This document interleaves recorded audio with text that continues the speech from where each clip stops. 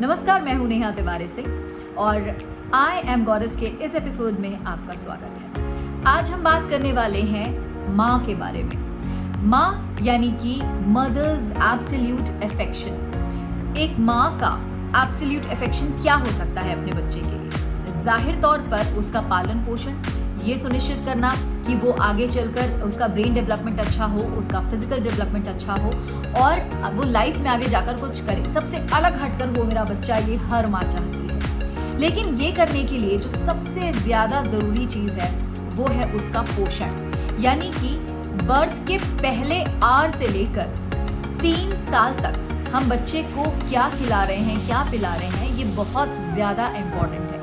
इसलिए मैंने सोचा कि क्यों ना इसके ऊपर एक सीरीज बनाई जाए। तो अगले कुछ एपिसोड्स में हम लगातार बच्चों के बारे में ही बात करेंगे और ये जानेंगे कि क्या इम्पोर्टेंस है उनकी न्यूट्रिशन की। और जब बेसिक न्यूट्रिशन की हम बात करते हैं, जो पहला न्यूट्रिशन है किसी बच्चे का वो है ब्रेस्ट फीडिंग, दूध, माँ का दूध।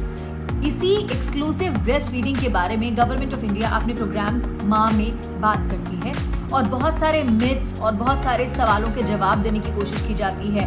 ट्रेनिंग की बात होती है, पोजीशंस की बात होती है, एप्रीहेंशंस की बात होती है।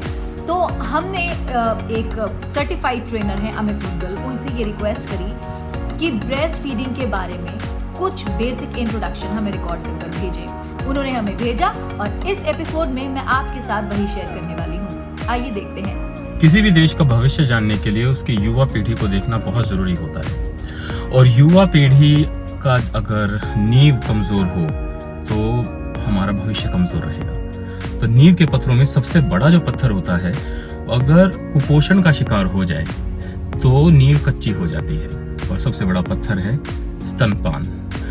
अक्सर माएँ यहाँ पर बहुत ज्यादा कंफ्यूज दिखती हैं कि उनको लगता है कि उनके स्तन में दूध की कमी है या दूध बन नहीं पा रहा है और ये बहुत बड़ी भ्रांति है उनके लिए। इस चीज को हमें इस तरह से देखना पड़ेगा कि जो दूध बनने की प्रक्रिया है वो इस तरह होती है कि आप जितना दूध पिलाएंगे उतना ज्यादा दूध बनेगा। अगर आप बीच में बच्चे को ऊपर का खाना पीना देना शुरू कर देते हैं, कुछ मसल के या कुछ पीने के लिए देना शुरू कर देते हैं, तो वो बहुत बड़ा पत्थर बन जाता है आपके स्तनपान की प्रक्रिया के बीच में। तो हमें कोशिश ये करनी चाहिए कि हमें पहले 6 महीने की जीओआई की गाइडलाइन है, गवर्नमेंट ऑफ इंडिया की गाइडलाइन है कि पहले 6 माह में ऊपर का कुछ भी ना दें।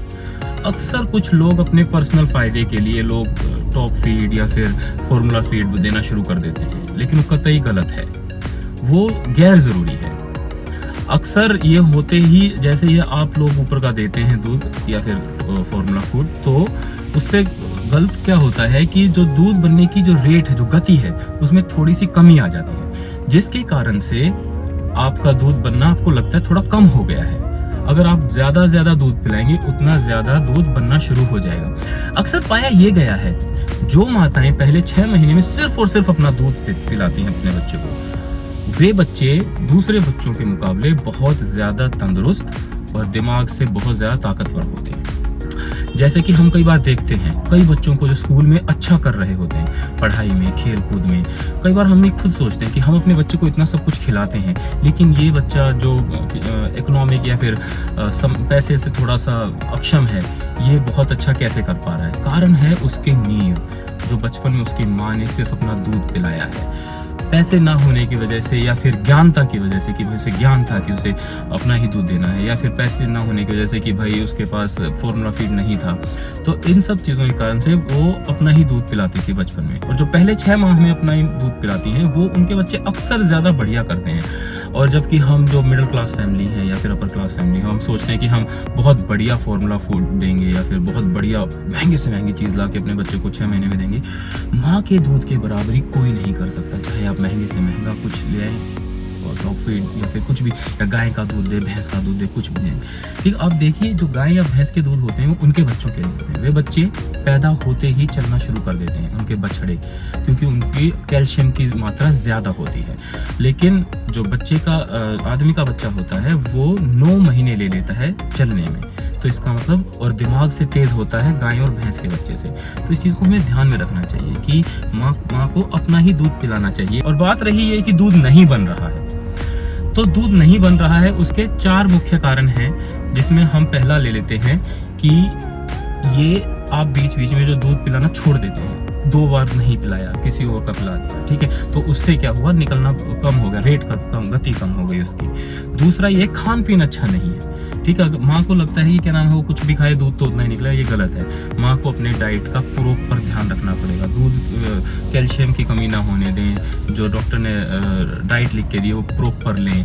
जैसे खाने में 7 न्यूट्रिशंस, जैसे carbohydrate, protein, fats, minerals, vitamins और पानी, इन सब चीज़ों की कमी ना होने दें।